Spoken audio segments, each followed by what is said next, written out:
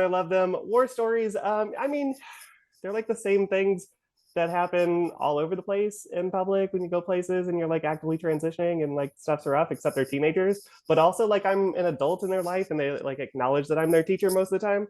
Um, but also it was a very interesting place, right? Like I was inner city public school, San Antonio. Like I just, my favorite stories are like when a kid would say something in a different class because they learn not to say things like to my face because like I don't just take it, right?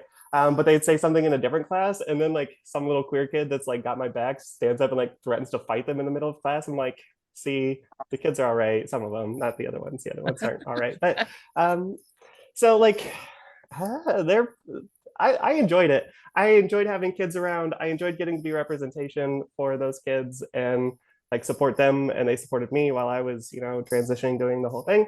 Um, but I mean, you get a lot of stares, a lot of looks. I don't know, things that most like trans girls go through when they start transitioning. You get all the looks. Just I don't know. My stares and looks were mostly from teenagers, and who cares what they think? They're teenagers. They're children. Like, So, did you have like a support network within the school? Like, was the administration cool with it all? I feel like in Texas, it's probably harder to find that.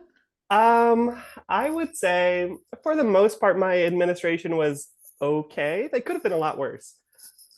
Definitely could have been a lot worse. All of them technically supported me. I don't know, like, hey, don't we'll support you. We got your back if any parents or anyone says anything. But then like they also don't go out of their way to actually show any support ever or like really ever talk to me, you know? Um, I mean, isn't that kind of like how it is? It's how it is everywhere. Like, it's, everybody in the town mhm. I live in, they're like, oh, we're so open-minded. And it's like, as soon as you try to engage with them, like, we're open-minded if you stay over there. Like, please Yeah. stay in your box, you little weirdo, and we're good. Like, okay, thanks. Yeah, there was sort of so that attitude. I don't think like some of them were pretty decent and like would like sit down and talk to me, and some of them had a lot of questions that, you know, I just learned to answer, I guess, like answer the questions.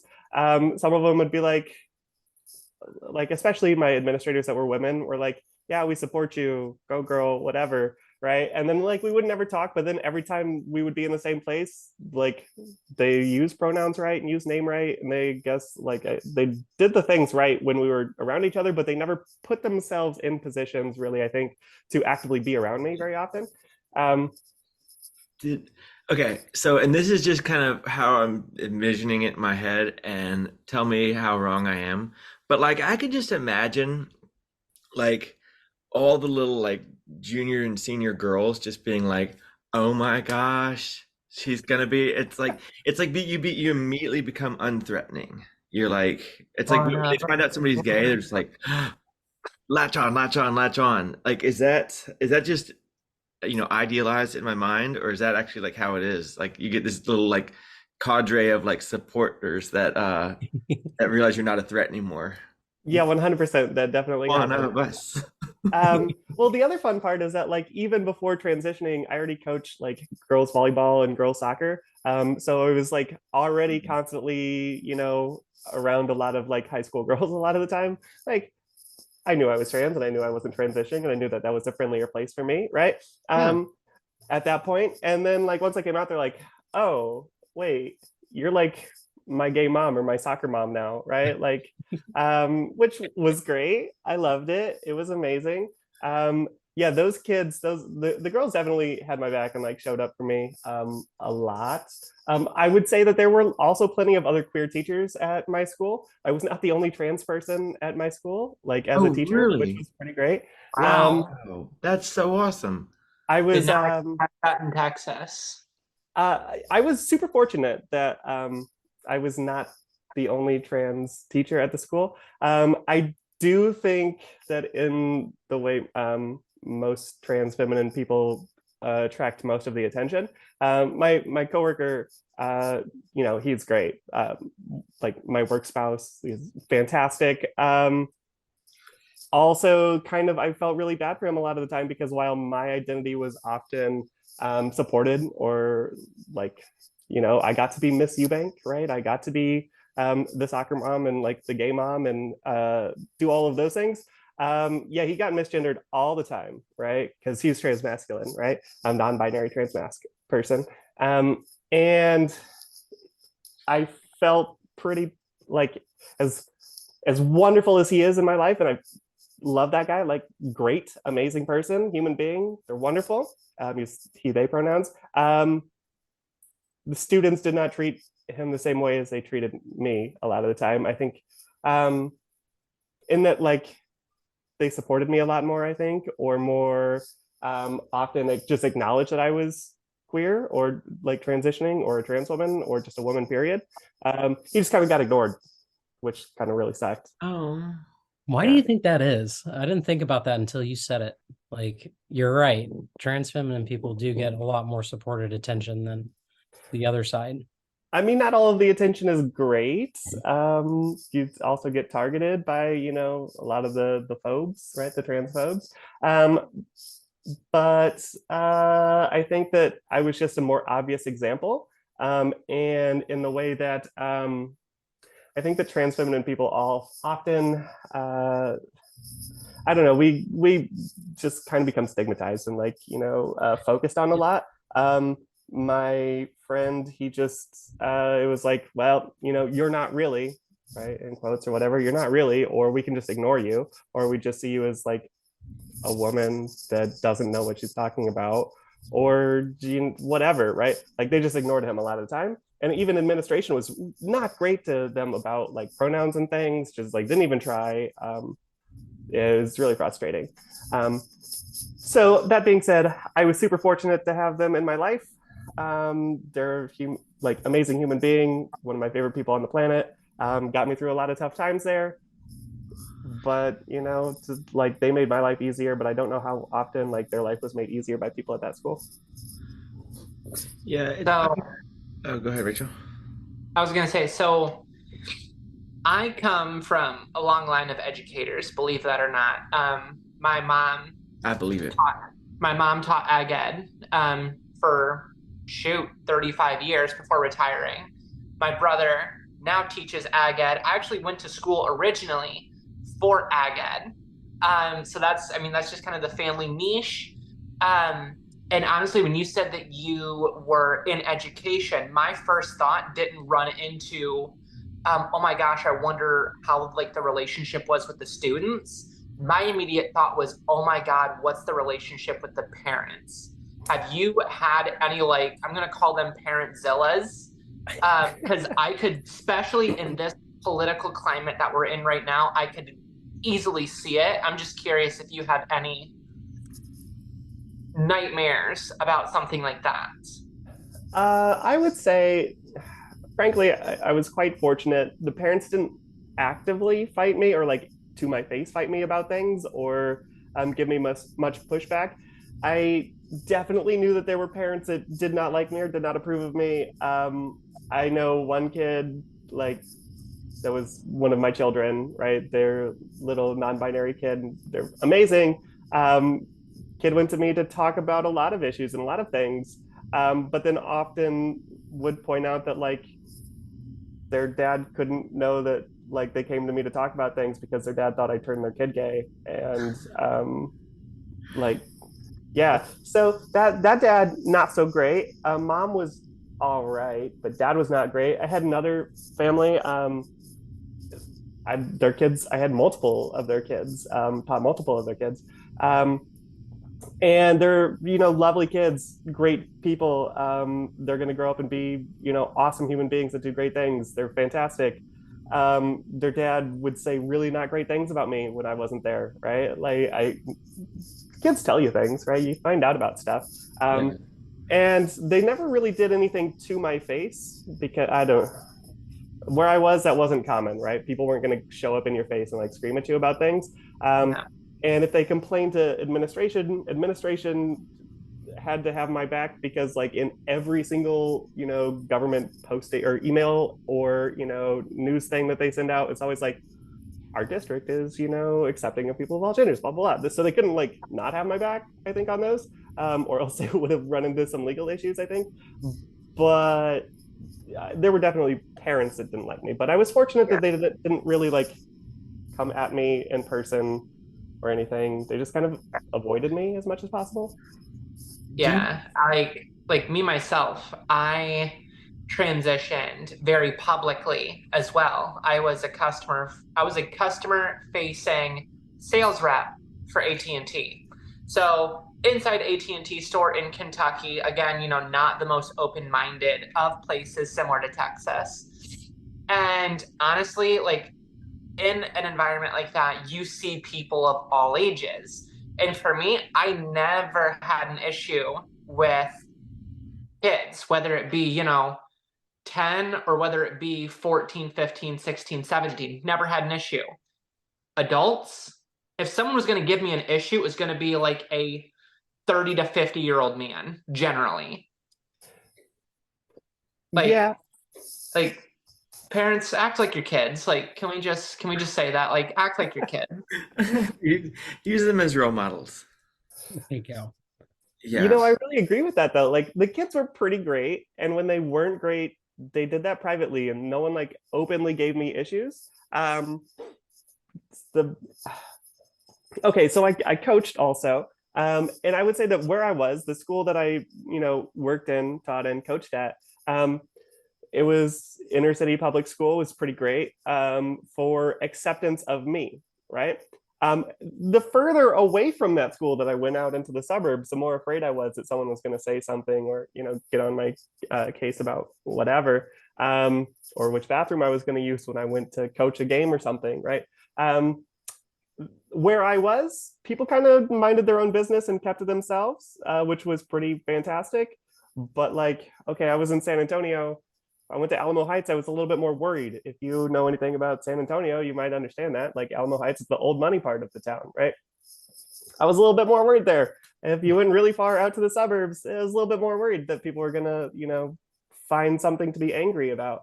But for the most part, I would say that like the kids were okay. A lot of the kids were fantastic, and I miss them, and they're wonderful. Uh, Parents were mostly keeping to themselves. They didn't really want to interact with me very often. Some of them were okay, like they talked to me and they would be fine. Especially like parents of like girls on my sports teams, they would talk to me sometimes, but like they were supportive and they never made anything a big issue about my gender. Um, Did you ever have some of did you ever have any parents like come out like as like super supportive of it? Like anybody who was like they heard that you were doing it and was like, that's awesome. I want to like throw all my weight behind you and um, there were like there were the kid or the parents that were bi that like I knew that they were bi that were pretty great. Like their kids would tell me. is that like a is that there's like a form they fill out? It's like, hey, by the way, all right, parents are bi, yes, okay. Okay, I'll say it this way. The children of queer people are pretty great, right? And so when those parents are like, hey, my parents are queer, so like I immediately love you more now that you're openly queer and I'm going to support you. Then you find out about those parents and then you realize why they're the ones that are always like, they'll stop and say hi and talk to me at the game or whatever. They Yeah. weren't going out and like Hey. fighting for me or protesting or like arguing Yeah. with other parents about me or anything, but they're like, oh, hey, Miss Eubank, how are you doing? What's going on? Blah, blah, blah. And just normal conversations, which was pretty great, right? And they use my Yeah. pronouns for the most part. And that's pretty much all I could ask for. Do you I don't have know why. I was totally expecting San Antonio to just be like the worst of the worst, kind of like on the same echelon as Dallas. yeah. You I mean, I lump all of Texas into that description. I no, I get the good parts colored in. know. Just Austin. I mean, Oh, I would say, just like, kidding, Texas. Sorry. Anybody watching this from Texas, sorry. I mean, I am very glad that I don't live in Texas anymore, but it wasn't necessarily San Antonio that I hated, right? And Austin's great. I've had some good times in Houston, right? The cities are, for the most part, I think are okay. They're not like Okay. amazing, but they're okay. Especially like I think all the cities in Texas lean pretty liberal for some things, right? I could just Vegas doesn't imagine leave going it like that to like way. Marfa. No. Like I bet Marfa would be awesome. Like, I went out there years and years ago, and it was just so like artsy and cultural and just weird. And it was like, I bet this could be a great place to be a trans woman.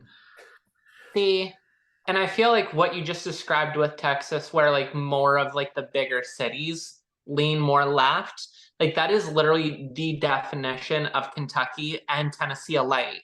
If I'm in a big city, baby, I'm safe as you can be. But if I am outside of these big cities and I'm like commuting from one city to the other, baby, you better bet that I am looking for that gender neutral bathroom because I'm not putting myself in that situation. Um, Find all yeah. the Starbucks to stop at, right, with their one stall bathrooms. Oh yeah. I Oh, mean, I feel like Texas is generally okay, except for Dallas. I'm sorry, I will always talk shit on Dallas. I'm from Dallas, and they're not great up there at all. How about them Cowboys? Even worse. It's fine. I feel like every Cowboys fan has Stockholm syndrome. Every Cowboys fans aren't from Texas. No. yeah. I've met a lot of Cowboys fans from Texas in San Antonio. A lot of them. Oh, wait a minute. Before we get too far away from it, am I remembering this correctly, Sarah, that you had one teacher in San Antonio that fully wholeheartedly believed that you were trying to trans all the kids? Yeah, that was a real thing. You know, Didn't you know it was the COVID vaccine that did it though? I mean, duh. Like that's why everybody started coming out after the COVID vaccine came out. you know, I don't think it's a A Bud Light. coincidence that she was a science teacher that did not get the COVID vaccine, and she also thought I was transing the kids, and turning them gay and stuff. Got to spread that trans agenda. I wish that's how it worked. Actually, that'd be a lot more fun. But yeah, no, this woman's a science teacher. I'm not even kidding. I don't know how that works, The but kind who's like, in the Bible, pi is exactly 3. And it's like, oh, okay. Yeah. so yeah, she had a few questionable viewpoints on some things. But yes, no, she definitely did think that I was transing the kids. Not that she actually told me that. She told a student that, and the student came and told me that. So Oof. which Ooh, I love that kid. Like in high school. I love that kid. He was one of my favorite kids ever. Super smart, very like everyone knew he was gay, but also he was like big on the football team and everything, which was pretty great. Like big gay football player in Texas. I'm like, this is amazing. I love this kid. Like that kid's got some like guts to, basically be out in Texas and that kind of stuff. And this woman told him that, thinking that, he wouldn't come tell me right away. Okay, I don't know. When people say high school drama, the teachers are not exempt. Oh no. It's one of the best parts of the job. You get to find out all the tea, and do ridiculous things. It's good stuff. Good fun. Wait. Like what kind of got like are we talking about like inner teacher relationships and stuff like that? Oh, no. I mean, those happen. I dated one of my coworkers once. Yeah. It didn't last forever. We're not dating anymore, but I've dated a coworker before, another teacher. And then like kids start to ask questions because they figure out like which teachers are suddenly always around, and then they start asking questions, and you're like, but then also like all the drama, like kids drama is fun, and you find out about all the weird little like queer dramas that happen, and kids want to talk to people about things. And I actually had so I had one of my former students text me just last week, and Alex, honey, if you're listening to this, I'm totally not talking about you on the internet on a podcast. Love you. Let's say So she totally texted me and was like, Yui. That's what most of my kids would call me. They'd be like, Yui. So there's this girl that I work with, and she is French, and she's definitely queer, and we talk, and I'm like, gay panic right now. I'm like, yes, amazing. Tell me your gay drama, gay panic. And then it's just my job to be like, okay, have you tried like, I don't know, talking to her and seeing if she wants to hang out? And they're like, I can't do it. Too much anxiety to be like, girl, she's like the cute French girl. Why? This is like the gay dream. What's wrong? Why aren't you talking to this girl? And so I get to do that. One time I helped set up a kid in my class and another kid that like had a free period and just wanted a place to hang out. And I was like, I knew separately because I knew both of these kids and I talked to them separately that they both had crushes on each other. And so I was like, That's yeah, you can hang out adorable. here. I was like, you can So hang out here cute. during your free period, but you have to sit right here because that seat's open, which was conveniently right next to the other kid. And then, I swear to God, before the end of that class period, they were holding hands and like went out to the hallway and stuff. And I'm like, Oh, my See, job here is In my complete. head is the Mike Tyson picture with the two doves, and it's like, now kiss. so so there's that experience, but then there's me in high school. See, me in high school, I was that teacher's kid. And so I would have, that person in class that I was crushing on.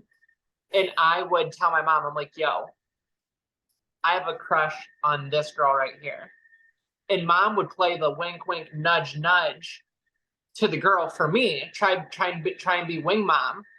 And the girl I had a crush on is like, yeah, I'm sorry. I don't feel the same way. And I'm sitting here, I'm like, snap in half, baby. Heartbroken. Snap that shit in half. Well, I'm sorry for that. Obviously, did get- Wing Mom needed to up her game there on that one. We did go to prom together. In Wing Mom's defense, we did go to prom together. See, it worked out. It's okay. It worked out. I I don't know. Maybe it's different when it's like little queer drama from the queer teacher, like everyone's big gay mom at school, right? I mean, I can just imagine them in like 20 years being like, oh, it was just fate. It was Miss Dewey just like put us right next to each other. Who would have even thought fate just happened? Oh, no. Like they're gonna write a Facebook post in like 20 years when Facebook's definitely still around, being like, oh, I can't believe that fateful day. Oh, no, I'm not that kind of person.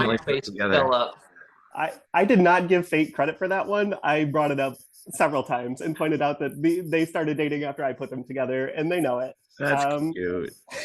Amazing. It's like being the queer Hitch. It's a fun job. It's a fun job. Oh my gosh, that's too good. Okay, I think we'll switch here to your recent travels and what you went through recently with that travel. With bad timing, I guess. Yeah, I think my timing could be a little bit, well, there's no good timing for this to happen. I often kind of joke that my timing was a bit suspect here. Like I could have figured some things out better, but for the audience that doesn't know, we've talked about Texas, and I mentioned like, hey, I'm glad that I'm not there anymore. I now live in Hawaii. I live on Maui, which is pretty great. I love this place. People are fantastic and amazing. But I not so conveniently moved to Maui and actually to Lahaina 6 days before the fires happened. So that's why my timing was a bit not great, but there's no good timing there, right? Like there's no good timing for a fire to happen that, devastates a town and a community.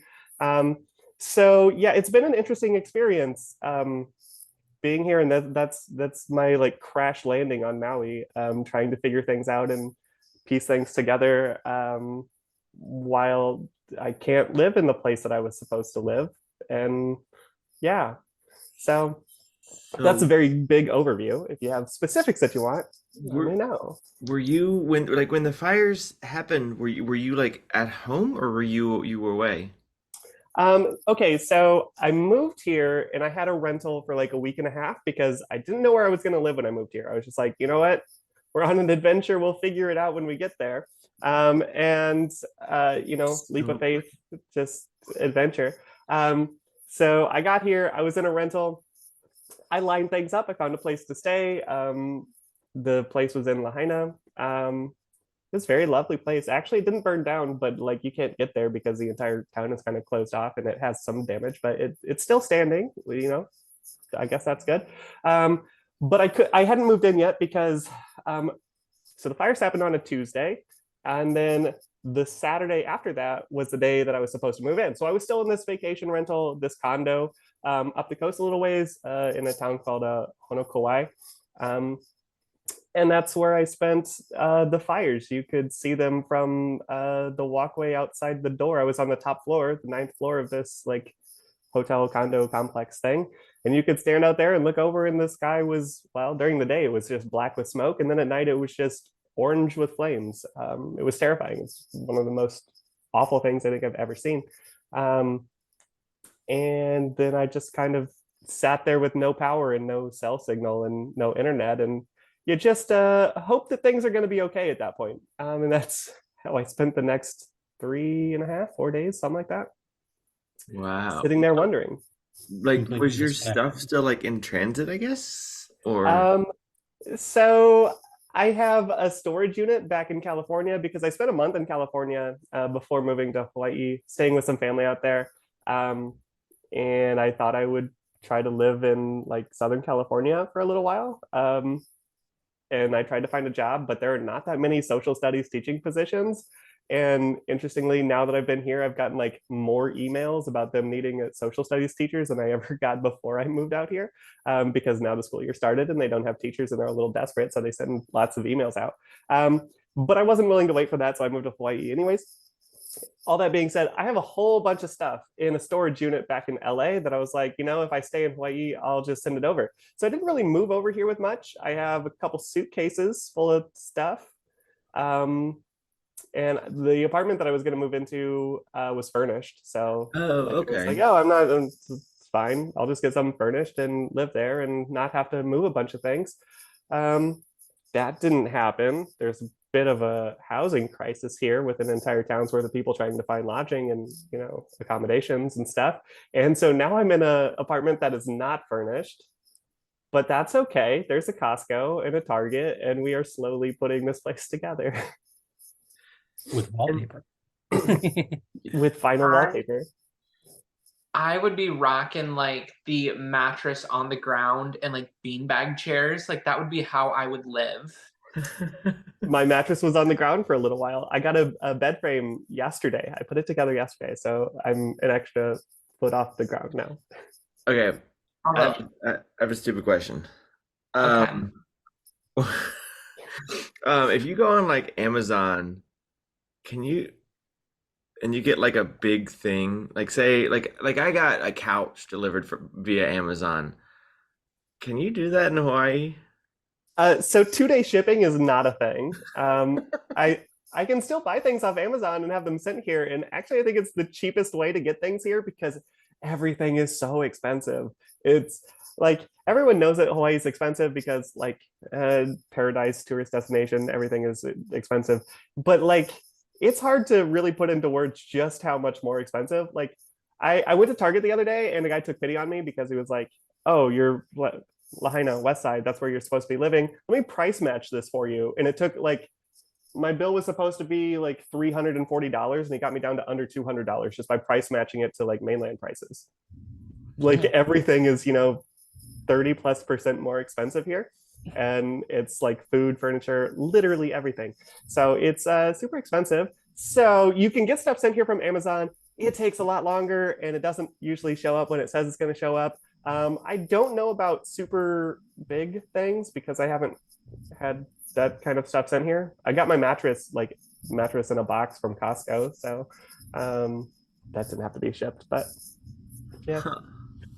Yeah. Mainland prices. I love that. So I guess, yeah, with Amazon, it's all just like it doesn't really geolocate like where you are. It's like, okay, cool, they're gonna add extra to this because that would be, yeah, I guess then you just VPN somewhere and be like, cool, yeah, I'm from Central California. Everything is cheap, right? No, that's super crazy that you were down there for that. Did you meet a bunch of people like when you were gonna move in? Did you do you have a bunch of friends? Like, did you meet people in Lahaina that like that went through it all? And you still like, So yes. Do I have a bunch of friends? Not yet. It's been hard to meet people when the town that you're in like burned down. So like I've been staying in. I have an apartment now, but for the last week and a half or so, 2 weeks, I was staying in a hotel that Red Cross generously, was paying for. So I had a place to stay, which was lovely and amazing, and they provided food and things. Um, but also, I don't know, it's hard to meet people and like make friends when everyone is sort of like traumatized a little bit, right? And all the people that I had met before the fire were through school, like the school that I was going to work at. I'm still going to work at Lahaina Luna in Lahaina, but the school hasn't started yet. The day of the fires was actually our freshman orientation day. It was the first day with, it was supposed to be the first day with kids. And that didn't happen because there was no power that day. And then the fires happened, and we've basically been closed since then. It's been a bit of a mess. But like those were all the people that I knew, right? Because I spent a few days doing like teacher work days and like professional developments and stuff. And then it was hard to see any of those people because everyone was sort of displaced. Or like for a few days, I literally like didn't have cell phone. There was like no ways to get news, right? Because you're stuck in this place and all the roads are closed and you can't leave. And there's no internet, there's no cell phone service, there's no power. Fortunately, I had a car, so I could get in my car and listen to the radio, and that's how I got my news for a little while. But it made it hard to meet people. I would say that this event, while for I would say I'm one of the lucky ones, I didn't really lose that much or suffer very much. Like it was a bad situation and I was definitely affected. And it was definitely the loneliest I've ever been in my life, I think. The most isolating, I'd say it that way. It's the most isolated I've ever felt in my life. But I didn't really lose everything. And it was a place that I've come to love this town and the people here, and they're very resilient and banding together and supporting each other. But I'd only been here 6 days, so it wasn't really home yet, right? I didn't really lose home or like a community's worth of history and experiences there and that kind of stuff. So I would say I'm quite fortunate in that. But it was the most isolated and lonely I've probably ever been because Wow. can't talk to anybody, kind of get forced into a corner. Like, how do teachers meet other people? A lot of times I work with them and they go to school and they see them every day there, but I couldn't really do that. Fortunately, I have met a couple people, and I've played a lot of beach volleyball because my hotel was by the beach, and it's like, oh, hey, they're playing volleyball. I guess I'll go play. And so I've met some people that way, but other than that, it's hard to meet folks. Yeah. Well, wait, you and I feel you. like, Oh, go ahead, Rachel. I was gonna say, I feel like meeting people and making friends as an adult is damn near impossible before you consider natural disasters. Yeah, I would agree with that. Like to this day, even like, you know, locals, I'm not gonna say that I have like many close friends. I really, maybe I'm introverted, I don't know. But like I have a decent amount of friends, but none that are I'm like really close to. You know what I mean? I have Bay, and that's about it. Oh, Bay. Oh, Hey. Bay. We love yeah, it. no, like I guess the transition kind of like has forced me to like change around my friend group. All my friends here in Charlottesville, like my guy friends, don't want to hang out one-on-one anymore, and I'm not sure why, but but I'm like, hey, do you want to go get lunch? And like, sorry, I'm busy, or sorry, my wife doesn't want me to. Not that they don't say that, but you can tell it's kind of in that vein. But yeah, no, like we had most of everything in Charlottesville is based around drinking. So when I started my Run Club app, that was how I met all my friends, because they just come to my, like, we had to hang out. But yeah, like as a teacher in a town like that, that must be very, yeah, like single focus. Like you gotta, although like I guess you could play like social sports and stuff down there, right? Do they do that kind of thing? I mean, I guess that's kind of what I'm doing with volleyball a lot of the time. I've Yeah. met some people that play some volleyball. I'm not coaching right now. I was going to take the year off of coaching, which takes up a whole lot of time. I don't think people realize how much time coaching takes. So like, oh, they're just a coach for that school or whatever. No, it takes like hours and hours and hours of your life, and it's done after work. So I was like, when I was still in Texas, just so you know, and I was coaching. I was working like in a normal easy day was like 11 plus hours. So that made it really hard to meet people. And most of the people that I met were through bars, because I would go to bars fairly often afterwards, because I'm like, I can't just work all day and then like go straight home and pass out. I got to have something in between. So I went to bars.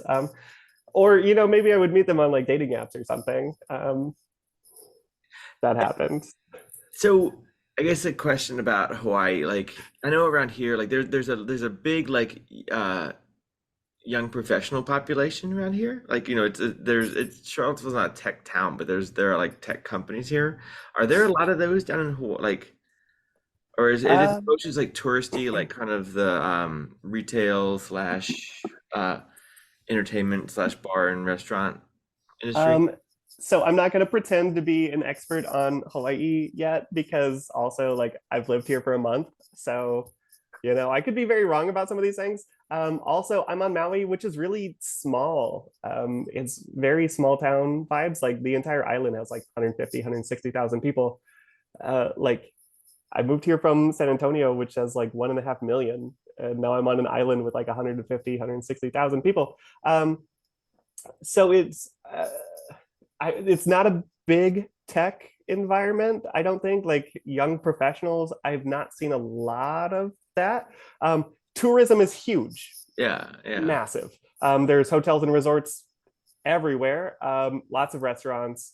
I don't know how big the bar scene is. I haven't lived here long enough to really experience that yet. But there's tons of restaurants. Most people that I've met work a couple jobs. Even teachers usually have a second gig that, you know, helps pay the bills.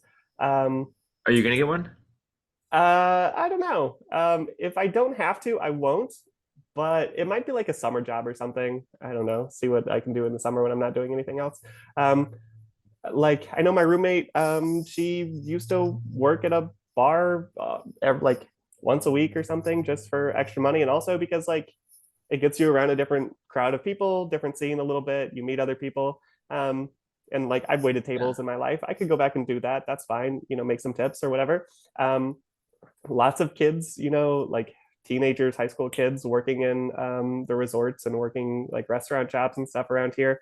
Right now, it's a big struggle because not many people coming to Maui after the fires, which is, I would say that's sort of a mixed bag, right? A lot of people were like, we need to give Maui some space and like let healing happen.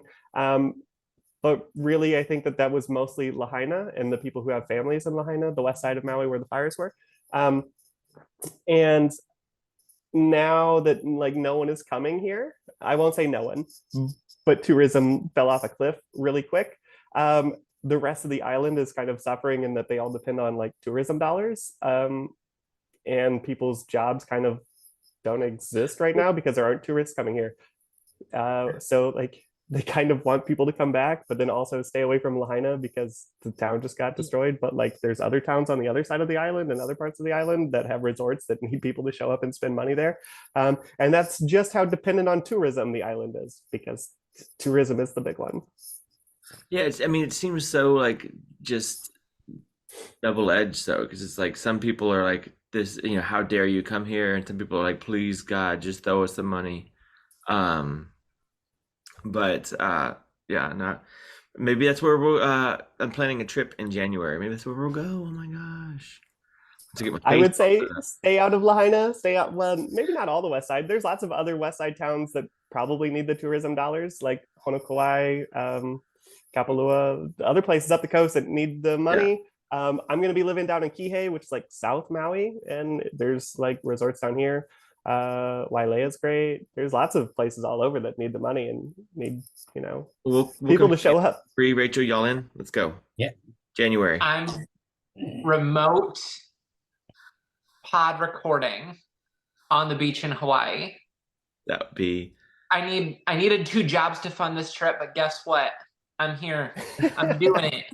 14-hour days. Let's go. Get it, girl. Baker by day, bar by night. It's the Hawaii life already. Um, See, I'm So- just training. I'm training for the Hawaii life. so Sarah, in terms of like transition, when did you realize you were trans? When did I realize I was trans? I was 24 when I said the words the first time. To put that I can't say words now. To make that fit in, I'm 31, almost 32 now. So it was a few years ago. But I was 24 when I first said the words and told the first couple people that I was trans and saw a therapist for the first time. And it was like, that's going to be real hard. So I'm not going to do that. And shoved myself back into a closet for a little while. And then by the time I was 28, yeah, so about 4 years later, I was like, yep, can't do this anymore. We're going to have to do that transitioning thing. And so Awesome. I did. Wow. Yeah. And so I just hit my 3-year hormone anniversary. So I'm 3 years in a month now, basically. Yay. But like, so that's when I started like the transition process, I guess, 2020, but like before COVID, kind of. COVID was a good excuse to like actually do a lot of things. But I started and it's like, I had a therapist appointment and a couple things like right before COVID hit, and then everything shut down. I'm like, well, now I'm at home. I guess I might as well just like embrace this and wear all the clothes that I want and do all the things that I'm going to do all the time, which was great. You know, this probably sped up my transition process a little bit. Silver lining of COVID, I guess, for me. But yeah, I was 24 when I first said, I think I'm trans. That's definitely not when questioning started. If I had any sort of representation in my life, any point as a child, I probably would have figured this out a long time ago. Like, hell, I started wearing women's clothing when I was a teenager, right? Like, Yeah. But apparently that's just, normal cis boy things. Just no questions asked there. Yeah. Whatever. Oh, yeah. Everyone. My parents great. They were also open-minded. It's like, yeah, I want to pretend to be a girl, and like, all right, fine, go ahead and do it, weirdo. And it's like, come on, ask one question. Just ask a question. Right. I can remember like all the pink and glittery toys that like definitely didn't exist for me, but my mom like really wanted to have a daughter. I guess surprise, surprise, mom, you had one all along. It'd be great if you'd show up sometimes. Yeah, so I remember all those toys that were bought for like all the neighbor kids that would hang out, like when little girls would show up. I can remember like I always wanted to be like mom when we're playing house or whatever. All those things. I had a Barbie. I remember that before I got made fun of too much, and then I had to have GI Joes forever. There should have been some questions asked a long time ago that never happened. But then also, I went to like a private evangelical Protestant school for a long time, and if you ever came out or asked the wrong question there, you didn't go to school there anymore. So that was like a forced closet that I never didn't even realize I was in. But hey, here I am now. Well, you look amazing. So, Well, thank you. So all of you are lovely and beautiful, and I'm happy to be here. yeah, yeah. So, how's it? I guess how was it you said you were in San Antonio. You grew up in San Antonio, correct? No, I grew up in central Illinois, Peoria, Illinois. Oh. So My neck of the woods. All right. yeah, it's certainly a place. It's yeah, I don't know. I'm glad I don't live there anymore. I don't know what to say about Peoria. I mean, me myself, yes, I'll shed some light. I'm an Iowa kid, and much like Danny, I have all the good parts of Iowa colored in. I've spent a lot of time in Iowa actually. So I'm just kidding. I love Iowa. I love my Iowa friends. But no, glad I left. I get that.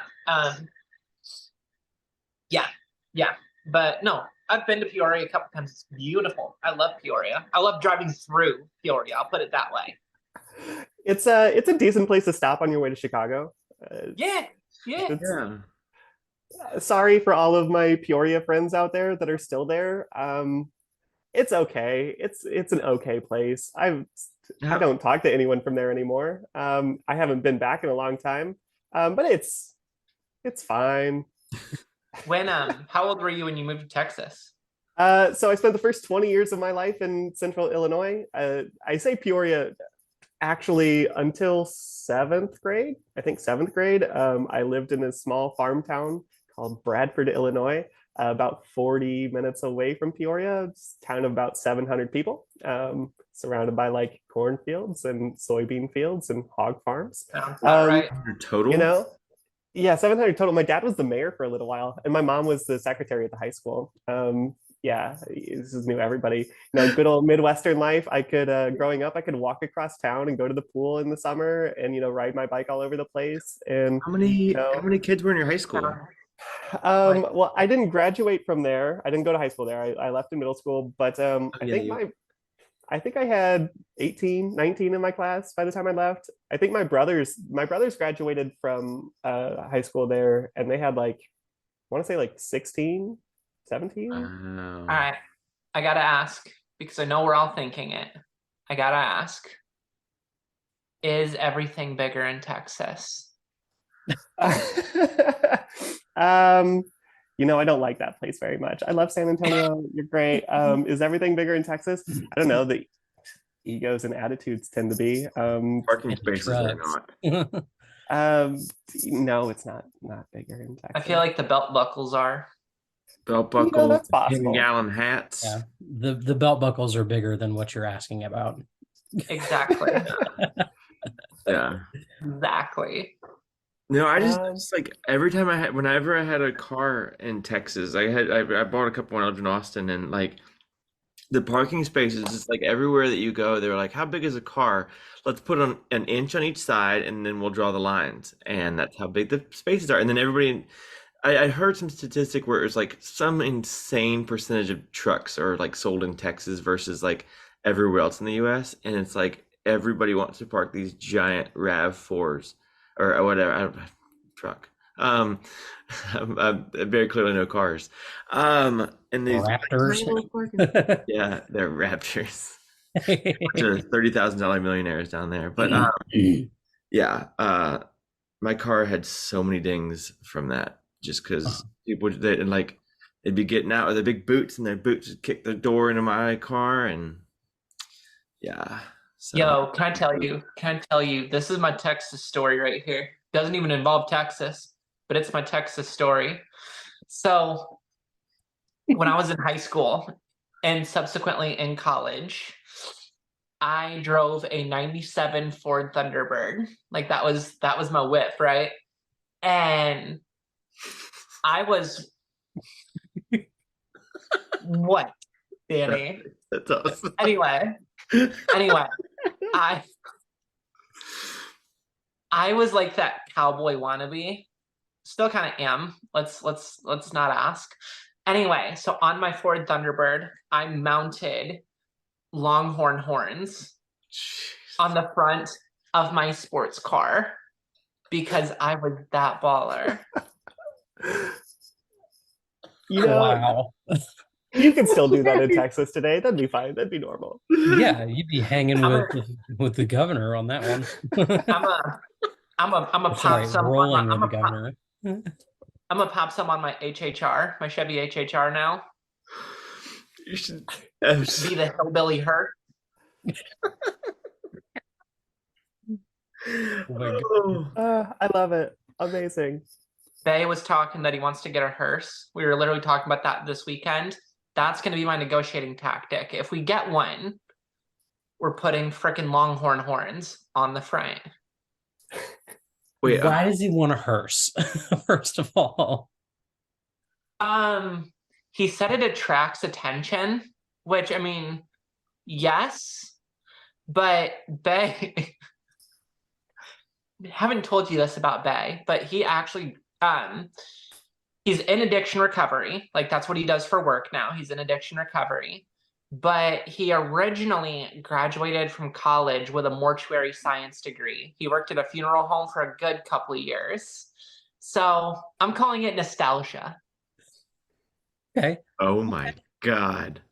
We need This to is Yeah. get fascinating. Bay on the podcast. Yeah, we Oh, do. Bay wants to be on the podcast. Let's bring it up. What do we introduce him as? Gravedigger, the Crypt Keeper? What? Do we introduce him as Gravedigger or what's going on? Oh God. Wow. Oh, that. Wow. I just learned a whole bunch. Yeah. Oh yeah. Sarah, did you buy a car there or do you? Oh, sore subject. I Oh, did sorry. buy a car here. I sold my car, so I had the same car as Bree basically, except mine was older and had a lot of dings from Texas people hitting my car doors. What car? I don't even know what kind of car. Oh, I had a Subaru Crosstrek, you know, the Lesbaros, you know. Oh yeah. Oh yeah, super. Yeah. I've That's how I. I've met I've met a few trans girls that all drive Subaru Crosstreks, which is actually quite interesting, you know, and all spread out. I know a girl in LA who's taller than me, by the way, which is amazing. And she also has the same car. Yeah. For the becoming yeah, a stereotype. What you're telling me is I need a Subaru. I mean, I don't it's think one of the gayest cars. Yeah. Yeah, I don't think Bay would. It would probably make Bay question a lot of things. Subarus are lesbian cars. Yeah. Lesbian car. Oh. It's like that's legit though. Like back in early 2000s, late 90s, Subaru was actively marketing and trying to sell their cars to lesbians. Like it was a legit thing that they did. It was targeted advertising. It was real. I had I a friend. heard something new. My For friend everyone down in Texas like didn't know that, like had no idea, and he got a Subaru and was very like protective of it. And then like this group of girls told him, and I swear, like the way he looked, it could have melted steel. He looked just like this guy was the most insecure with his sexuality ever, and God, like My worst. my ex-spouse really wanted a Subaru. Maybe I should call her. Maybe. Yeah, like, hey, by the way. Listen, I have questions. I'm kidding. I'm kidding. But no, for real, that was one thing that we always talked about was how she really wanted a Subaru. I mean, they're good cars. Subaru Yeah. Crossfire. I mean, like, I just want an SUV. I mean, I wanted like, that.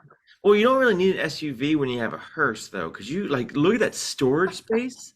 Yo, Oh my gosh, you could definitely. I mean, you could. Like I when I got my I got a Scion TC, and I asked him. I wanted to see if I could fit my drum set in there, and so instead of asking, "Can I fit a drum set in here?" I asked, "How many bodies can I fit in the back of this car?" And the sales guy got in and rolled over a couple times and counted how many times, and he was like, "You could fit about 6 bodies in here." how many do you with a think we could hearse. fit in a hearse? Definitely, like at least, A like, cool dozen. yeah, at least a baker's dozen. I mean, I'm just thinking if you got like Yo, a Subaru that- Outback, you could fit a casket in the back of there. You could carry some bodies. Right? Absolutely. I Gay as fuck while doing it. Yes. Ugh. Oh gosh. I'm hitting the lap every time we cuss, because I'm gonna go through. We're gonna make this thing so that it's not. Have We have to put the little explicit flag on it now. have we had a lot of cusses? I've tried got my best not 4 to so cuss. far. What? I suck at it, sorry. I've got 4. We have how many? 4 so far. Who None are of the those are offenders? me. Come on, y'all. What? I'm sure at least Better. 1 or 2 of them are me. But Oh, Who's yeah. better? What, do you not have a single one, Danny? I don't have a same. No, because I'm keeping track of them. Oh god, it's So on the that's top of your mind. telling me we got 2 culprits here. Yeah. Watching you. okay, to be fair, I was not warned that I wasn't supposed to cuss. No, But you want to. I've been trying really hard not to. Dude. Like usually I cuss in almost every sentence. Sarah, cuss Um, if you fucking want to. Oh, you got one now. Yeah. So. Lap.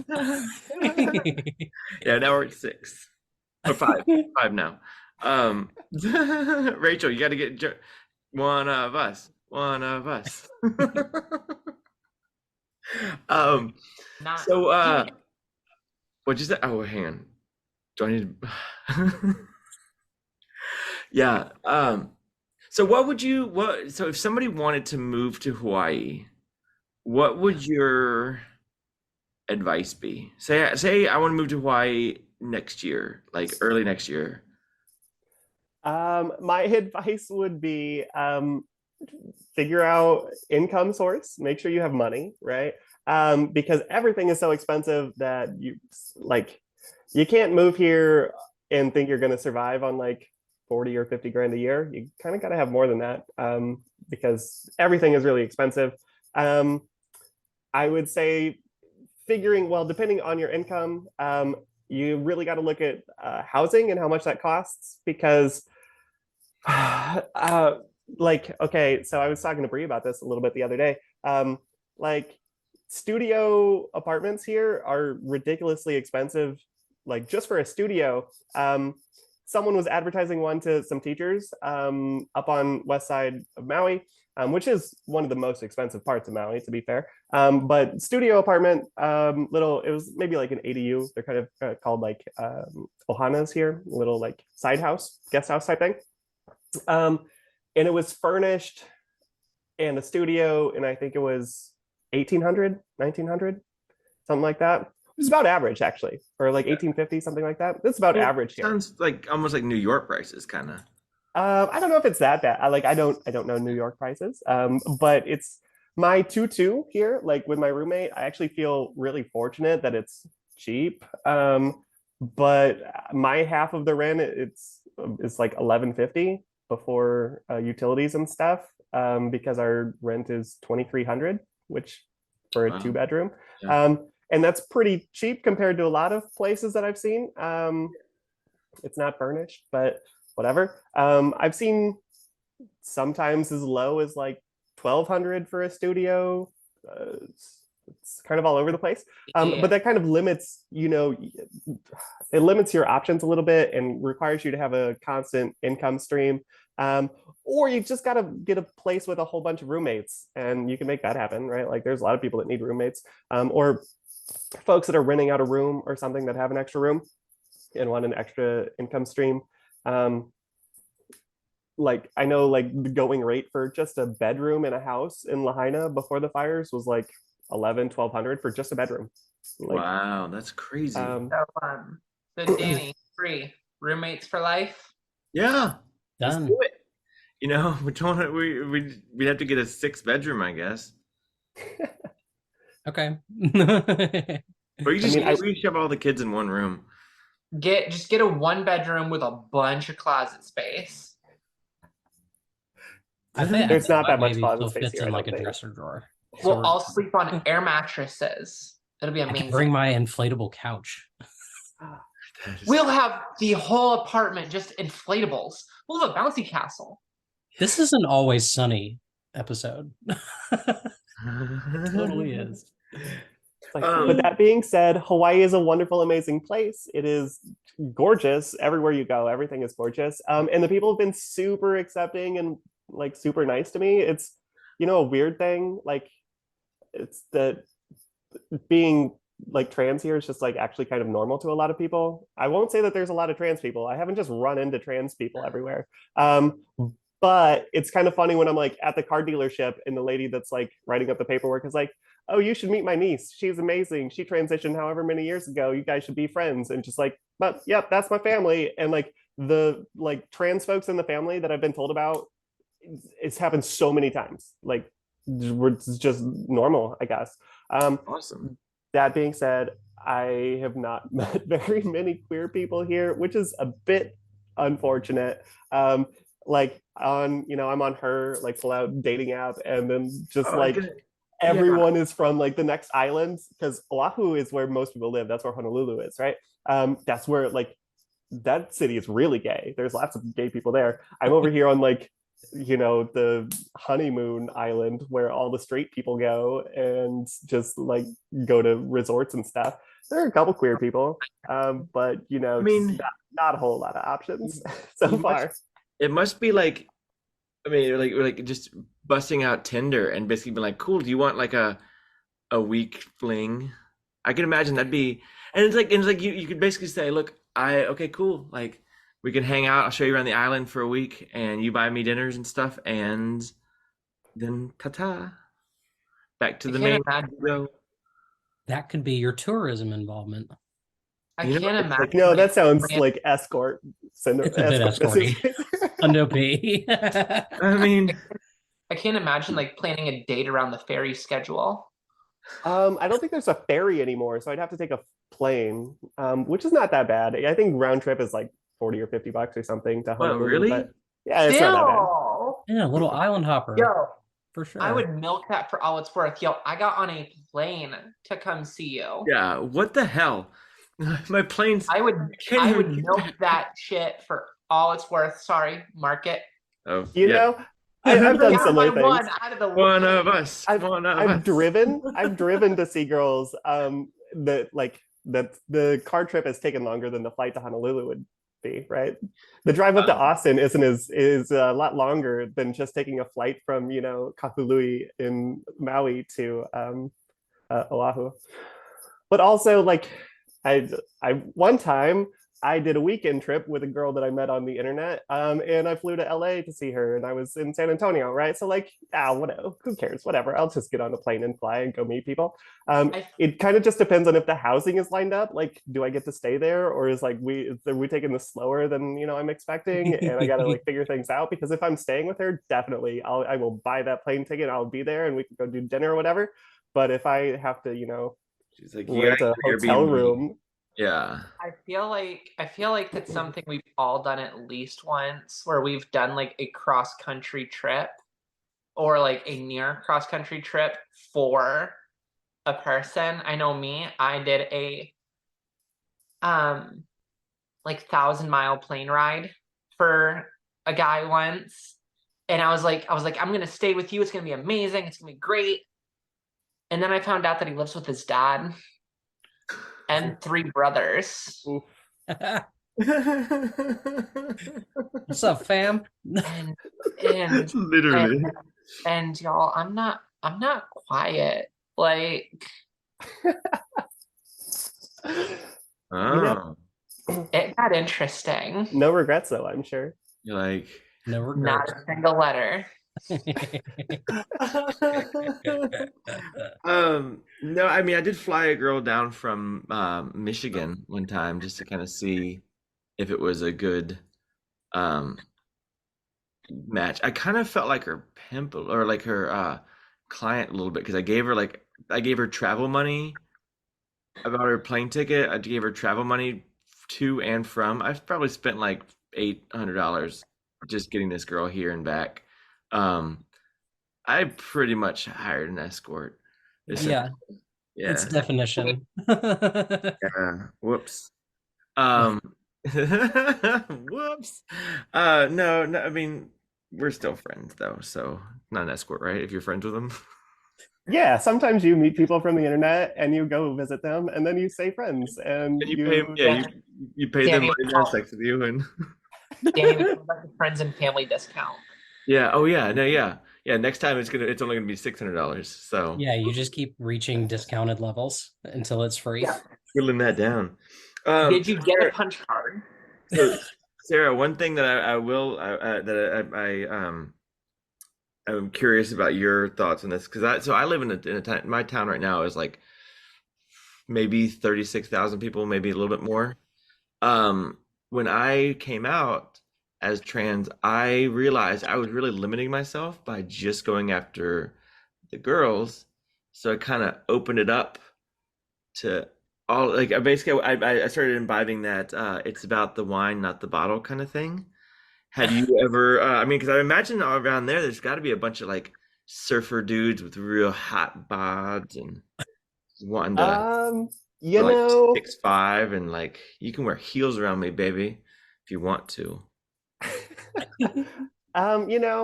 I haven't gotten to that level yet. There's a certain like golden retriever of a himbo aesthetic that I'm like really into. Like if they're just like really nice and really pretty, maybe. But I haven't met any of those people here. Of a what? Sorry, those your dogs? You're talking. Wait. So Golden like, Retriever. okay, I said golden retrievers. So like, have you not noticed that like golden retrievers are like the prettiest dogs? They just want to make you happy all the time and just like Yeah, play around. yeah. Okay, so like those are attractive qualities in men, I suppose. Like they just want to play around and like be really pretty and make me happy, right? And then I said himbos, which is like man bimbos, like he bimbos, right? Like I thought that was like some sort of like Hawaii like slang. Like this is the no, locals that no. live on the northern side of Maui, the himbo. So Himbo. yeah, That but is my like new word. Thank you for that. It's oh now mainland slang. yeah, I Um, did that is not a word from the islands. I did not. I that one's from back home, I guess. I also love, like, I don't know why, Danny, you just reminded me. I love the like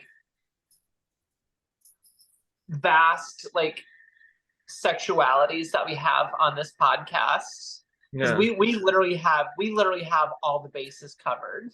Yep. And it makes me happy. You got the L, you got the straight, and you got the whatever. Whatever. Does it have a pulse? All right, let's go. I'm so lonely, everybody.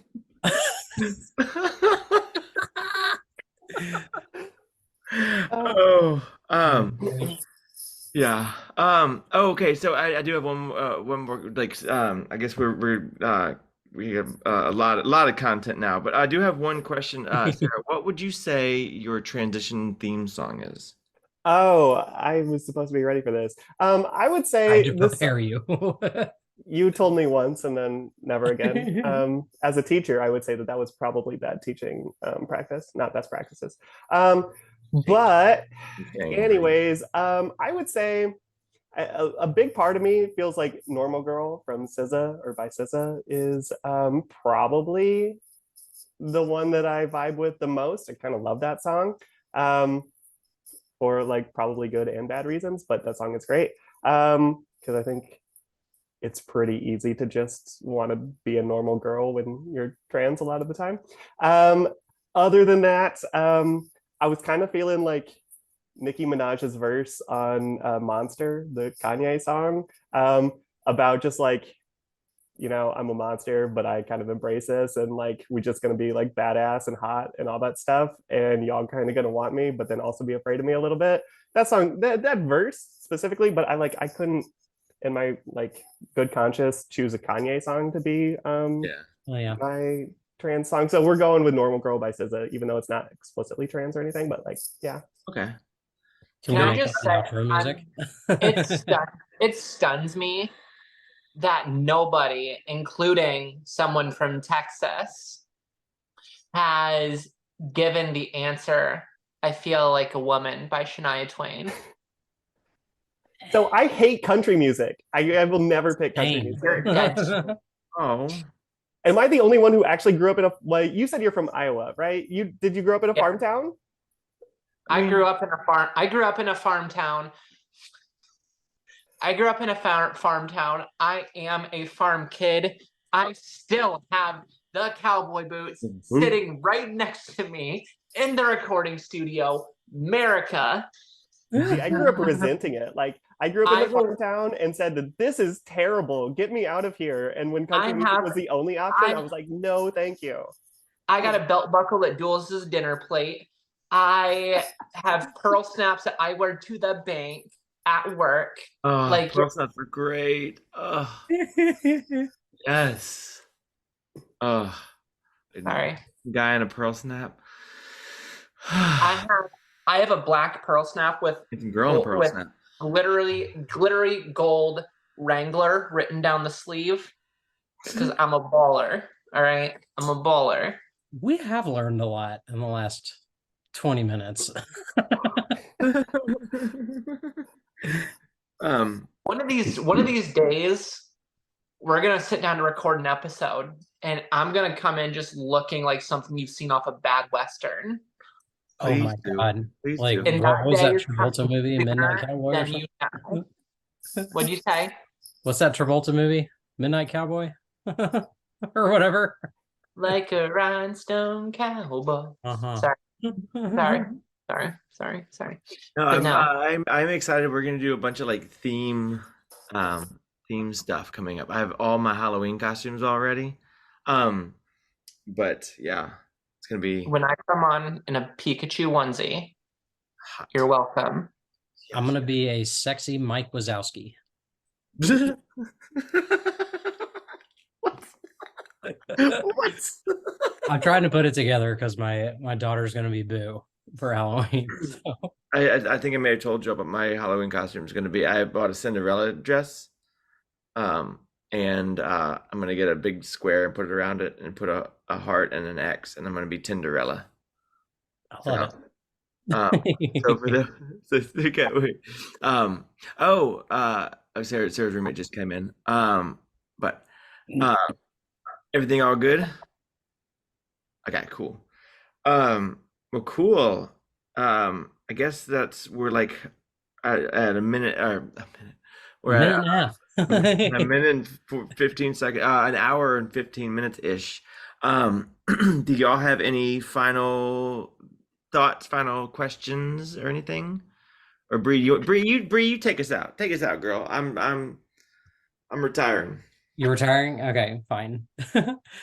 Thanks for watching Girl Dad Girls. This is your host, Bree. We also have Danny and Rachel and our fantastic guest, Sarah Eubank. Thank you for coming. You were amazing, as always.